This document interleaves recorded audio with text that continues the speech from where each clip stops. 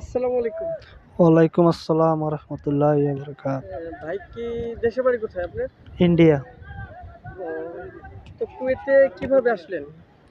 আইসি আমার ভাইয়ের মাধ্যমে আইসি, আমার বড় ভাই আছে ও, আসতে কত টাকা খরচ হয়েছিল? আমার 2 লাখ টাকার মতন খরচ হয়েছে। ও, আপনার ভাই লাগে উনি? হ্যাঁ, আমার এ, বড় ভাই।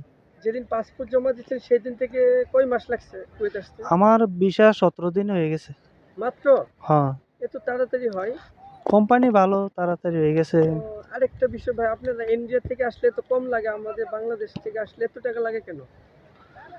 এটা তো আমি আইসি আমার ভাইয়ের মাধ্যমে, আমরা থেকে বেশি অংশ 2 লাখ টাকার মধ্যে হয়ে যায় গিয়া আমাদের বাংলাদেশ কোম্পানির কিন্তু বেশি। 6 লাখ 7 লাখ টাকা উপরে লাগে বিদেশ আসতে বর্তমানে। হ্যাঁ।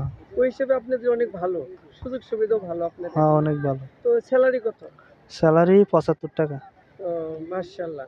তো এমনি কোনো কোম্পানি ওভার টাইম নাই? কোম্পানি ওভার টাইম ওখানে বদ্ধ।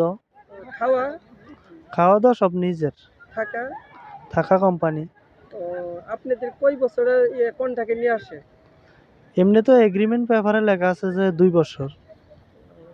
মানে 2 বছর পর ছুটিতে যা আবার আসতে পারবেন মনে হ্যাঁ, হয়। ছুটিতে যেয়ে আসা যায়। এমনি নিয়ম কানুন ভালোই আছে। হ্যাঁ, সব ভালো আছে। তো আরেকটা বিষয়, কুয়েতের পরিস্থিতি আপনি কেমন লাগে? অনেক ভালো। তো এমনি ঘোরাফেরা কোনো সমস্যা হয় না তো, না? না, না, সমস্যা নেই। আকামা না থাকলে আপনার সমস্যা আছে। যেখানে যাবে আকামার সাথে রাখলে ভালো হয়। আকামা সাথে রাখলে ঠিক আছে, ওখানে চেক বেশি চলতেছে। ও, আচ্ছা আচ্ছা। আর বর্তমানে কুয়েতে শীত বেশি না ঠান্ডা বেশি? গরম? গরম বেশি। গরম বেশি। যাদের বাংলাদেশ থেকে যাদের আসতে বলেন বা ইন্ডিয়া থেকে, বা পোশাক টোশাক বা কাপড় চোপড় কেমন আনবেন? না, অত লাগে না, এদিকে সব আছে। দেশের থেকে আইনে লাভ নেই, ও, আচ্ছা আচ্ছা। এদিকে সব আছে। ধন্যবাদ আপনাকে। ঠিক, থ্যাংক ইউ।